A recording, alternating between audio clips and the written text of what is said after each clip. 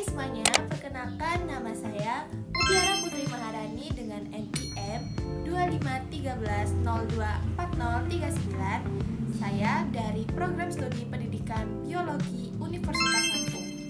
Pada video ini, saya akan memaparkan ringkasan materi dari buku Manajemen Administrasi Laboratorium Pembelajaran.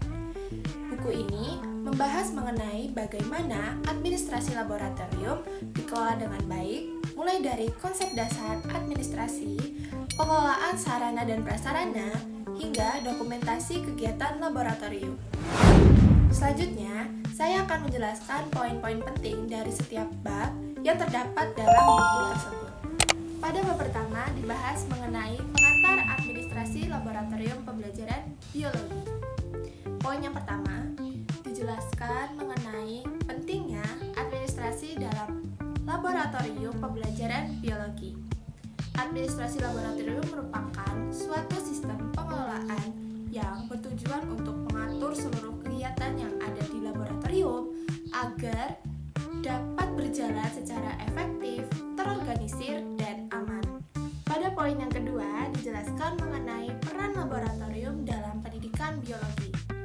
Nah, laboratorium itu memiliki peran yang sangat penting karena menjadi tempat mahasiswa melakukan praktikum dan eksperimen, sehingga konsep biologi yang dipelajari tidak hanya bersifat teoritis, tetapi dapat dipahami melalui kegiatan praktik secara langsung. Pada poin yang ketiga, dalam bab ini juga dijelaskan tujuan penyusunan buku, yaitu sebagai sumber referensi bagi mahasiswa, dosen, maupun laboran dalam memahami pengelolaan administrasi laboratorium pembelajaran biologi. Pada bab kedua dibahas mengenai teori dasar administrasi laboratorium. Poin yang pertama adalah konsep administrasi dalam laboratorium. Administrasi laboratorium dapat diartikan sebagai proses pengelolaan kegiatan laboratorium yang meliputi beberapa fungsi utama, yaitu perencanaan, pengorganisasian, pelaksanaan, serta pengawasan terhadap berbagai kegiatan yang dilakukan di laboratorium. Selain itu, terdapat beberapa aspek penting dalam administrasi laboratorium. Yang pertama, pengelolaan sumber daya manusia. Yang kedua, pengelolaan sarana dan prasarana. Dan yang terakhir, pengelolaan kegiatan laboratorium. Kemudian, di bab ini juga dijelaskan mengenai prinsip-prinsip administrasi yang efektif, yaitu keteraturan dalam pengelolaan kegiatan, keterbukaan dalam penyampaian informasi, serta akuntabilitas dalam pelaksanaan tugas. Prinsip-prinsip ini tuh sangat penting agar pengelolaan laboratorium dapat berjalan secara profesional dan dapat dipertanggungjawabkan. Pada bab ketiga dibahas mengenai inventarisasi sarana dan prasarana laboratorium. Inventarisasi merupakan kegiatan pencatatan dan pengelolaan data mengenai fasilitas yang terdapat di laboratorium. Nah, dalam bab ini dijelaskan beberapa kegiatan penting. Yang pertama, pencatatan dan pengkodaan alat serta bahan laboratorium. Nah, pengkodaan ini dilakukan untuk memudahkan identifikasi alat dan bahan sehingga pengelolaan laboratorium dapat mengetahui jenis, jumlah, dan kondisi alat secara lebih sistematis. Yang kedua, pendataan kondisi ruangan dan peralatan laboratorium. Pendataan ini meliputi kondisi ruangan, meja praktikum, kursi, serta berbagai peralatan laboratorium yang digunakan dalam kegiatan praktikum. Yang ketiga, pemantauan serta pembaruan data inventaris. Nah, data inventaris itu harus diperbarui secara berkala agar informasi mengenai alat dan bahan tetap akurat dan dapat digunakan sebagai dasar dalam pengelolaan laboratorium. Pada bab keempat dibahas mengenai proses pengadaan alat dan bahan laboratorium.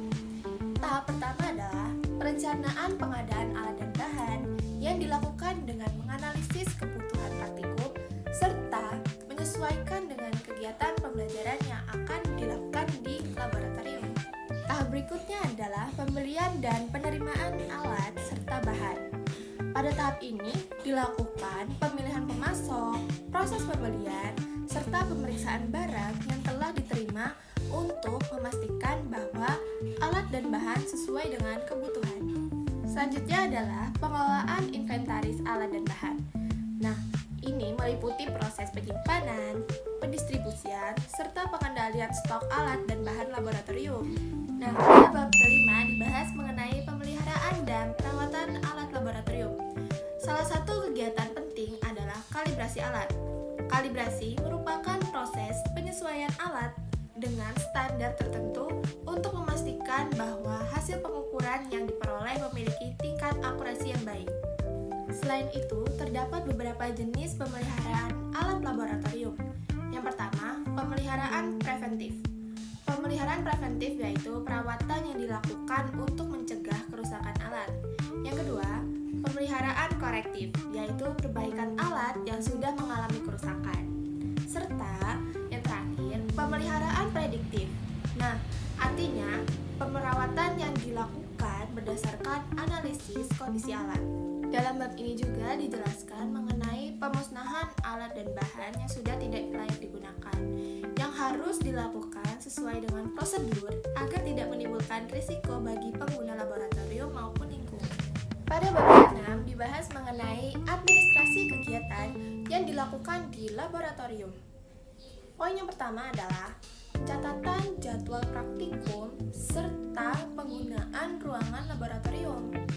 Pengaturan jadwal ini bertujuan agar penggunaan laboratorium dapat dilakukan secara tertib dan tidak terjadi benturan jadwal antar kegiatan.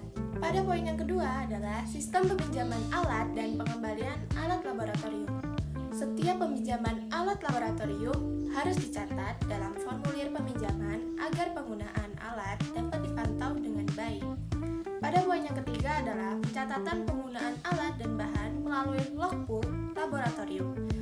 Logbook ini berfungsi untuk mencatat penggunaan alat maupun bahan secara rinci, sehingga memudahkan proses pengawasan serta pengelolaan inventaris laboratorium. Yang terakhir, pada bab ke-7 dibahas mengenai dokumentasi administrasi laboratorium. Salah satu aspek penting dalam dokumentasi adalah pengelolaan surat menyurat.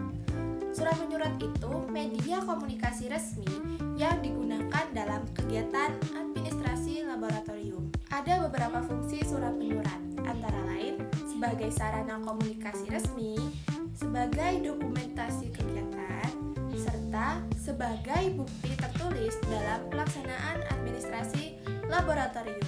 Selain itu, terdapat berbagai jenis surat yang digunakan dalam kegiatan di laboratorium, seperti surat pemerintahan alat atau bahan, surat laporan penelitian, surat permohonan dana, surat undangan kegiatan, serta surat tugas. Pada bab ini juga membahas mengenai penyusunan dan pengelolaan SOP atau Standard Operation Procedure yang berfungsi sebagai pedoman kerja agar kegiatan di laboratorium dapat dilaksanakan secara sistematis dan terstandar. Berdasarkan pembahasan dari setiap bab tersebut, dapat disimpulkan bahwa administrasi laboratorium memiliki peran yang sangat penting dalam mendukung kelancaran kegiatan praktikum dan pengelolaan fasilitas laboratorium. Dengan adanya sistem administrasi yang baik, pengelolaan alat bahan, serta dokumentasi kegiatan laboratorium dapat dilakukan secara lebih